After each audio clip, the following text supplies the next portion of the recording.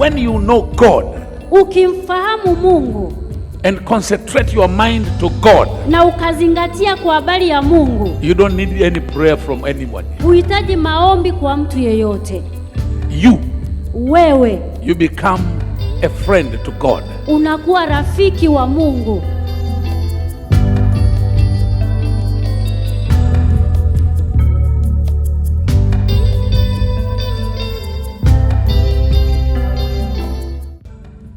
Mtume Paulo, Apostle Paul, kwa vile alivyomtii Kristo Yesu aliposema naye, by how he obeyed Christ when he spoke to him, Bwana akampa injili, the Lord gave to him gospel ya mataifa, the gospel to the nations. Akaibeba injili ya milele He carried the eternal kwa gospel wale wasiojaliwa na upendo wa Mungu. to those that are not Ukapatikana mimi na wewe. and we were found. Haleluya. Mpaka sasa anaonekana Paulo amefanya kazi kubwa sana na Mungu amemtumia sana kwa sababu ya utii. Because of his obedience. Ndipo mimi Josefati, That's when I, kwa Joseph, kujua hiyo siri by understanding that secret ya kutii, of obedience, ilivyo na nguvu ya kutiisha yasiyowezekana, how it is powerful to subdue yapate the things kuwezekana, that are impossible to be possible. nikaamua kuitii I decided to obey sheria ya utii kwa lengo la kukubali hayo yaliyonenwa. Nini kimenitokea? What has happened to me? Ndipo nikaonja uzuri wa mema ya Mungu. That's when I saw the goodness of the Lord. Nakula kwa ubwete ubwete. I eat plenty. Hebu tuangalie Zaburi ya 34. Let us look at Psalms 34. Mstari wa 4, wa 6, wa 7, wa 8 mpaka 11. Twende wa 4. Zaburi.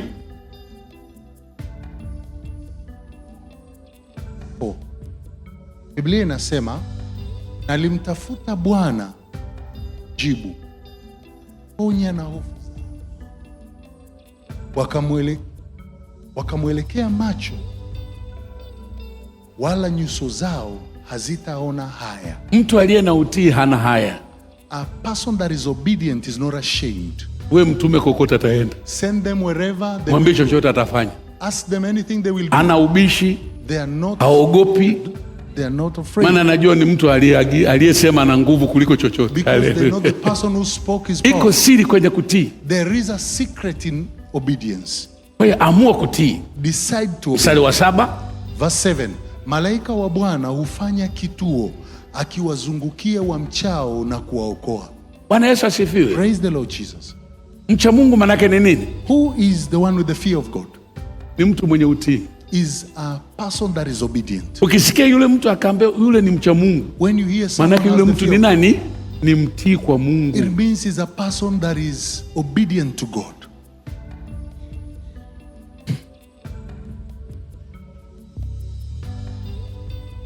Mstari wa 8. Verse 8. Onjeni muone ya kuwa Bwana yu mwema, heri mtu yule anayemtumaini. Bwana Yesu asifiwe. Praise the Lord. Ukiamua kutii, When you decide to obey, utaonja mema ya Mungu. you will eat the good of God.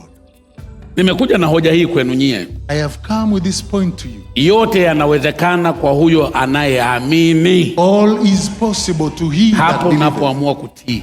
When you decide, Utii obedience hauko tu kwenye jambo unaloagizwa. is not only in the Bible. Utii uko pia kwenye imani yako. Obedience is Kubali kuitii imani yako. Unaamini nini wewe? when you obey your faith. What do you believe? Unapoamini, When you believe, kubali kuitii hiyo imani yako. accept to obey your faith.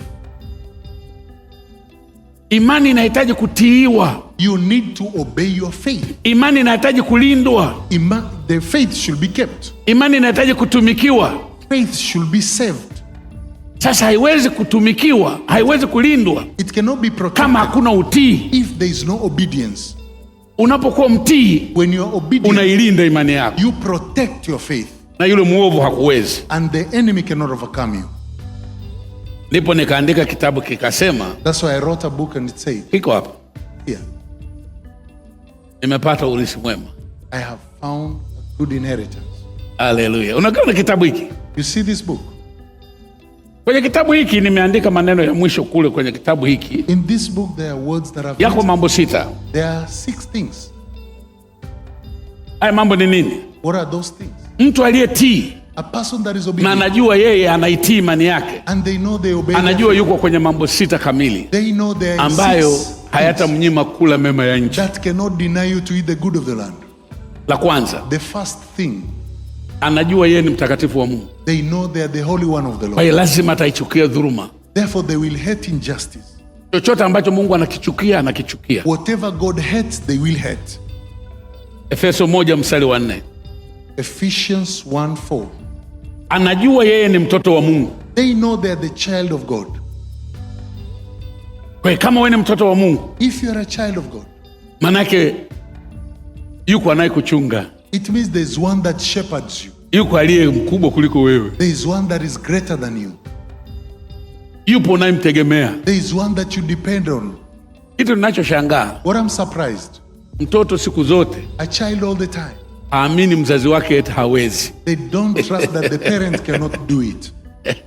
Unajua, You know, hata likitokea jitu kubwa kabisa linamtisha, whatever beast that appears that is lirefu lipande kizi.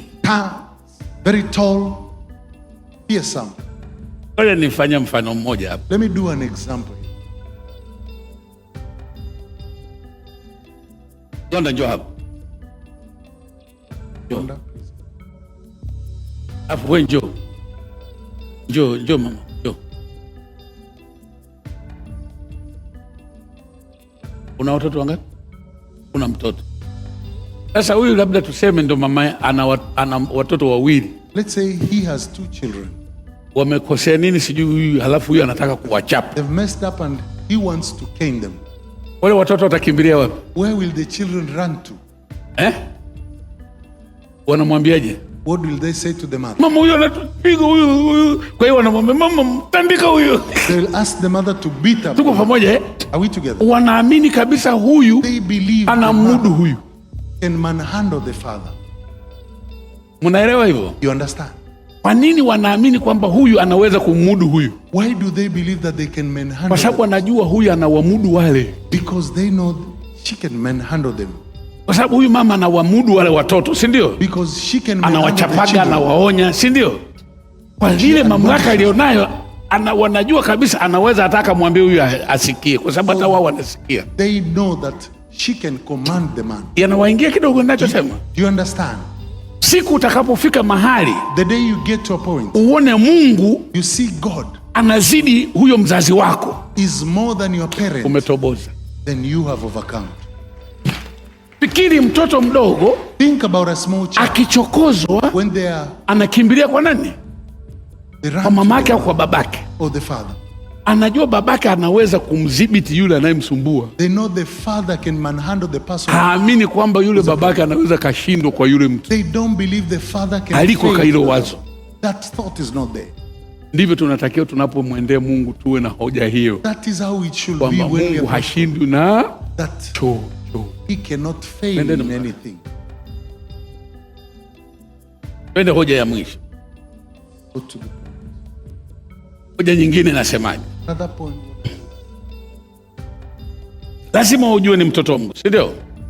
You Jambo la understand? tatu, Third thing, lazima ujue neema ya Mungu iko na wewe, you have to understand the grace of the Lord is upon hata you. kama hali haijawa sawa. Even if things are not right, Lakini amini kwamba ile neema but believe the grace itasababisha jambo litokee. will cause something to happen. Ndio maana Yesu akasema amini tu, That's why Jesus said, just believe. amini tu. Just believe. Jambo ni gumu kabisa, The thing is difficult. nikawafundisha I taught you. ni ngumu, It is difficult. lakini But sema possible. ni ngumu. say it's difficult. Hebu sema, Can you say again? wangapi wanatamkaga hivyo? How many speak that? Hata kama unaona jambo ni zito sana, Even if you see the thing is very sema kwa ujasiri kabisa, Speak ni sawa, ni gumu, lakini It's inawezekana. true. It's difficult, but it's possible.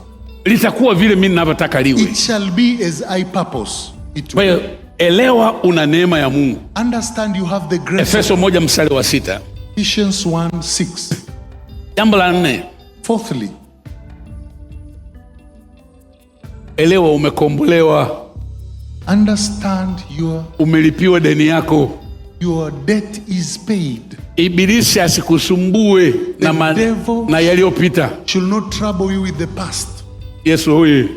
Praise Jesus. Yesu huyu. Praise Jesus. Saa nyingine shetani anakunongoneza, unajua wewe nani wewe? Sometimes the devil murmurs. Unakumbuka ulichokosea? Remember what you. Sikiliza. Listen up. Hakuna dhambi yoyote inayozidi gharama ya damu ya Yesu. Can overcome the price of the blood of Jesus. Hakuna. There is none. Dhambi yoyote. No sin inayozidi that overcomes gharama the price ya damu ya Yesu. Of the blood of Jesus.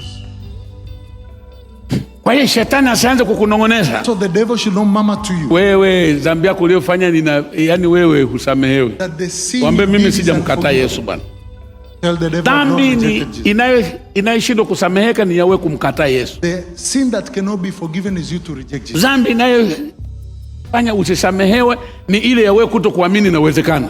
That sin which cannot be forgiven is that not believing that it's possible. Efeso 1:7. Ephesians 1:7. Tumesamehewa. That we are forgiven. Hatudaiwi. We are not in debt. Jambo la 5. Fifthly, lazima hayo kwenye akili yako ikae. Maana shetani atapita huko atakuchanganya. Confuse you.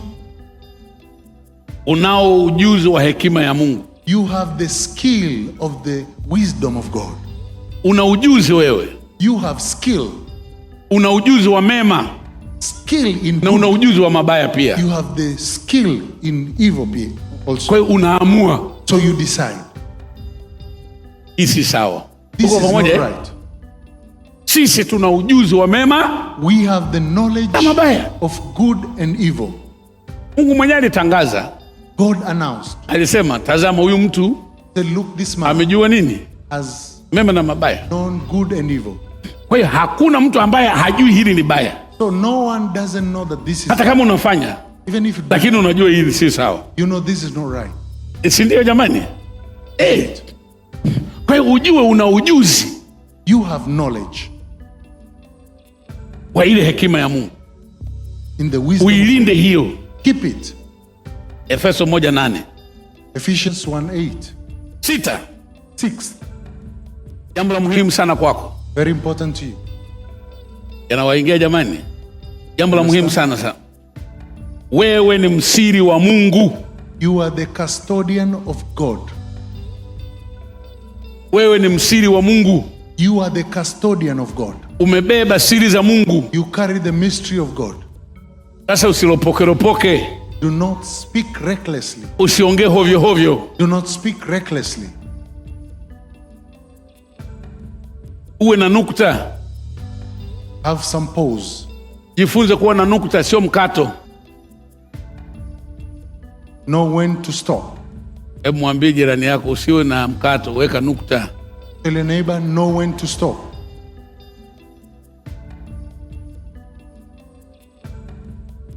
Jamii kubwa, a greater community, haina nukta, ina mkato. They don't know when to put a stop. Maana wanaongea alafu wewe ni kuambie. Sasa weka nukta. Hebu mwambie jirani weka nukta. Tell your neighbor, know when to put a stop. Akianza tu lakini mwambie kabla hujasema lakini weka nukta kwanza. Umenielewa? Wala mtu anaongea alafu lakini mwambie weka nukta. Tell them put a stop. Ukimwona anaanza lakini huyo ameweka mkato. Anataka kuendelea. Others want to weka nukta. Sisi ni wasiri za Kristo. We are the custodians. Efeso 1:9. Ephesians 1:9. Wakorintho wa kwanza mstari wa 4, mlango wa 4 mstari wa kwanza na wa 5. Hebu hii tunaenda kusoma. 1 Corinthians 4:1. Anasemaje? Wakorintho wa kwanza 4 mstari ule wa kwanza anasema, mtu na atuhesabu hivi kuwa tu watumishi wa Kristo na mawakili wa siri za Mungu. Hebu sema tena.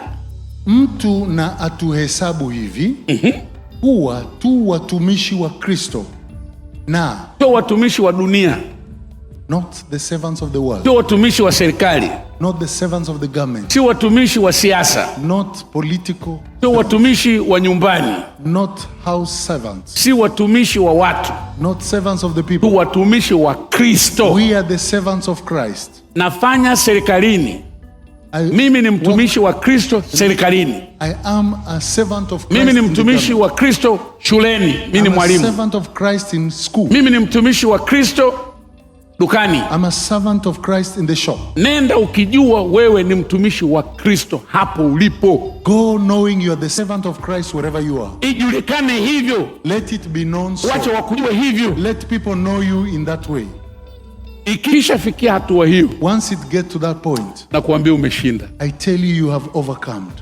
Shetani atahangaika kukusumbua, hakuwezi. The devil will trouble you, but he cannot overcome you. Kila siku watakuona wewe unapanda cheo. Every day they see you going up na unazidi kufanikiwa. And you are successful.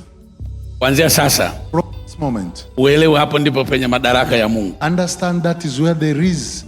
Ukiyazingatia hayo sita, when you take heed of those 6 things, Mungu ataanza kupendezwa na wewe. God will be pleased with you. Maana utaanza kufanya sawa sawa na anavyosema. Because you'll begin to do as he says. Na kutii, utakula mema ya nchi. Utaichukia dhambi, utachukia dhuluma, na Bwana atakumiminia mafuta. Na yale mafuta yataamrisha uanze kula vizuri. You to begin to eat well.